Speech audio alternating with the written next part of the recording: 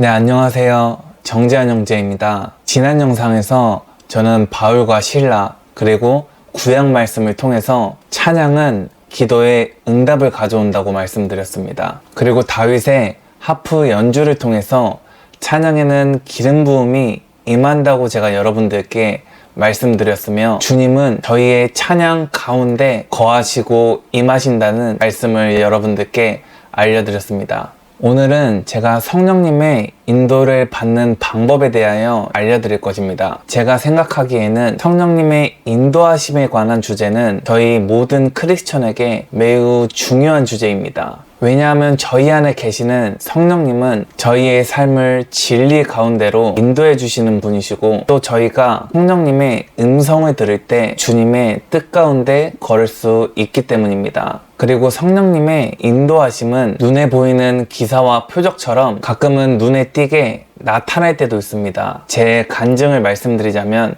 제가 브라질에서 사역을 하고 있었을 때였습니다. 그때 저희 사역팀은 고아가 된 아이들을 돌보는 교회를 섬기러 가려고 했었습니다. 그래서 그 당일에 저도 아침에 일찍 일어나서 씻고 교회를 가기 위해 준비하고 있었습니다. 그런데 아침 10시쯤이었습니다. 갑자기 제 안에서 그곳에 가면 안 될 것 같은 영적인 울림이 있었습니다. 비유하자면 경고음이었습니다. 제 영은 그곳에 가기를 굉장히 거부하였습니다. 그래서 제가 팀원들에게 그 교회 가는 날짜를 지금 바꾸자고 했습니다. 제가 이것을 말했었을 때가 교회로 출발하기 30분 전이었습니다. 그렇기 때문에 저에게도 쉬운 결정은 아니었습니다. 무엇보다도 갑자기 당일에 시간을 바꾸는 것은 예의가 아니라는 것을 누구보다 제가 더 잘 알았습니다. 이러한 여러 상황 때문에 저에게도 적지 않은 고민이 있었습니다. 때때로 저희의 생각은 영의 목소리를 거부하는 역할을 합니다. 그러나 저는 교회에 가지 않기로 결심했습니다. 그런데 정확히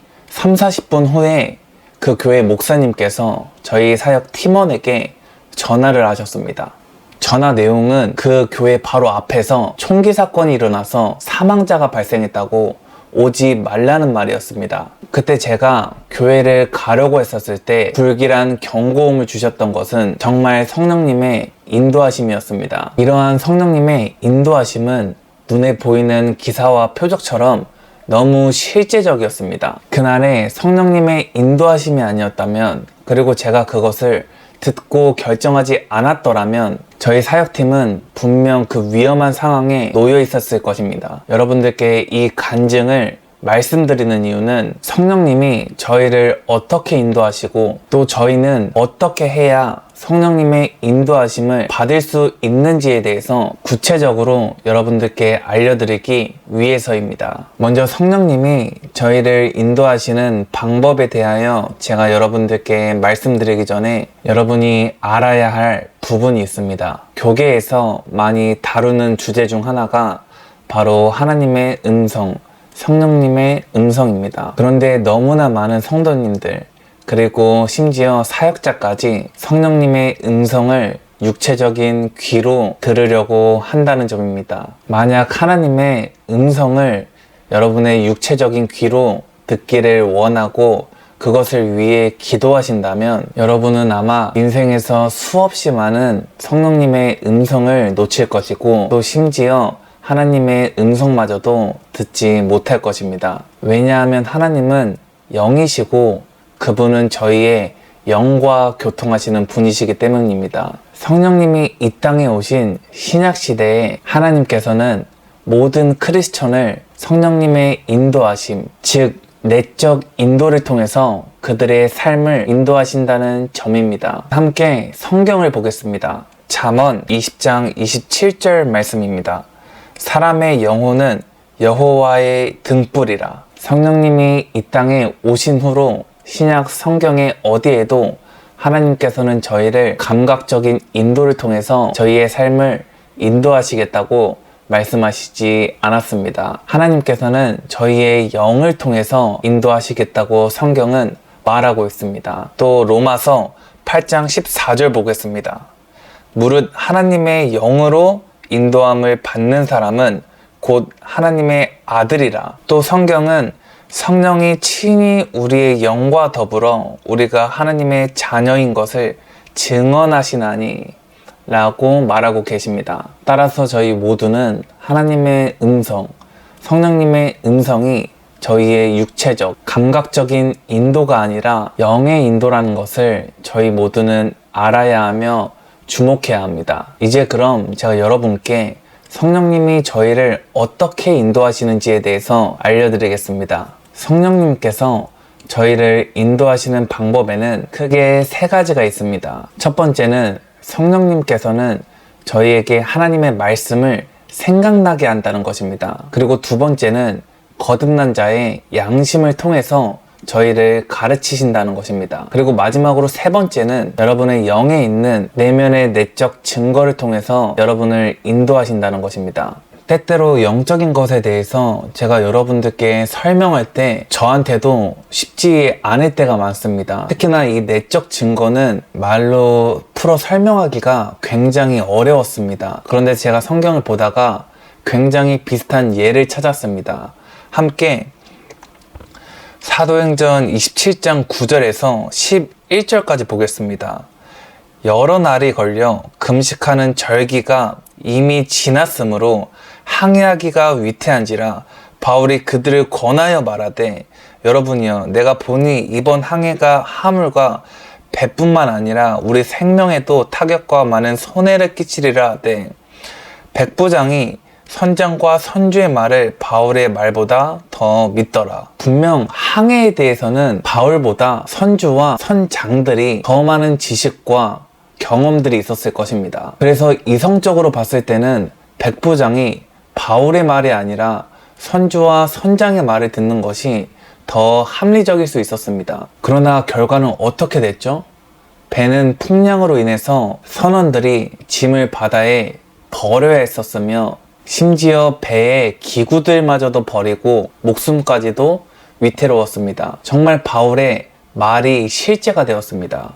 바울의 권고가 실제가 되었습니다. 이때 성령님은 분명 바울에게 내적 증거를 통해서 알려주신 것이었습니다. 중요한 것은 이때 바울은 하나님의 음성을 귀로 들었다고 말하지 않았습니다. 또 어떠한 환상을 봤다고 말하지 않았습니다. 그러나 위험에 처하게 될 것을 분명 바울은 미리 알았습니다. 이것이 바로 성령님께서 저희를 인도하시는 방법 중 하나인 내적 증거를 통한 인도입니다. 또 이것이 제가 브라질에 있었을 때 성령님께서 저를 인도해 주신 방법이었습니다. 그런데 여러분이 아셔야 할 것은 여러분이 제가 지금 이 방법들을 말씀드렸다고 해서 여러분들이 성령님의 인도를 따를 수 있다는 말이 아닙니다. 왜냐하면 성령님의 음성을 저희가 알아차리고 순종하기 위해서는 훈련이 필요하기 때문입니다. 그 훈련의 방법 중 하나는 여러분이 하나님의 말씀을 읽고 묵상하고 고백하여 여러분의 마음을 하나님의 말씀으로 새롭게 하는 것입니다. 그리고 두 번째는 성령님께서 여러분의 생각을 통해서 하나님의 말씀을 떠올리게 하실 때와 그리고 여러분의 양심을 통해서 여러분을 가르치실 때 즉각적으로 그 말씀과 그 양심에 순종해야 된다는 것입니다. 그것이 바로 두 번째 훈련입니다. 여러분이 만약에 이 음성에 순종하지 않는다면 또 여러분이 죄를 범한다면 여러분은 결코 이 영에 예민해질 수 없습니다. 그리고 세 번째는 이것은 훈련은 아니지만 도움이 되는 것입니다. 바로 금식을 하는 것입니다. 금식을 할 때는 육체의 소리가 줄어들기 때문에 여러분이 영의 소리에 더 주의할 수 있기 때문입니다. 마지막으로 여러분이 성령님의 인도를 받는 방법 중 하나는 여러분이 영을 인지하는 것입니다. 영을 인지한다는 말은 사람은 영적인 존재이고 그 영이 혼을 가지고 육체에 산다는 것을 인지한다는 것입니다. 이것이 흔히 말하는 영, 육, 혼에 대한 얘기입니다. 함께 히브리서 4장 12절 말씀을 보겠습니다. 하나님의 말씀은 살아있고 활력이 있어 좌우에 날선 어떤 검보다도 예리하여 혼과 영과 및 관절과 골수를 찔러 쪼개기까지 하며 또 마음의 생각과 뜻을 판단하나니, 대부분의 사역자분들이 영과 혼을 같다고 말씀하십니다. 만약 영과 혼이 같다면 쪼개서 나눌 수 없었을 것입니다. 따라서 영과 혼은 같지 않습니다. 저희의 생각과 감정은 혼의 일부입니다. 그리고 그 혼은 바로 영의 일부입니다. 제가 지금 이 얘기를 말씀드리는 이유는 여러분에게 조금 영적인 이해를 도와드리기 위해서입니다. 오늘 저는 영적인 이야기를 알려드렸습니다. 조금 요약해서 말씀드리자면, 저는 오늘 성령님께서 저희를 인도하시는 방법에 대해서, 그리고 저희가 성령님의 인도하심을 받기 위해서는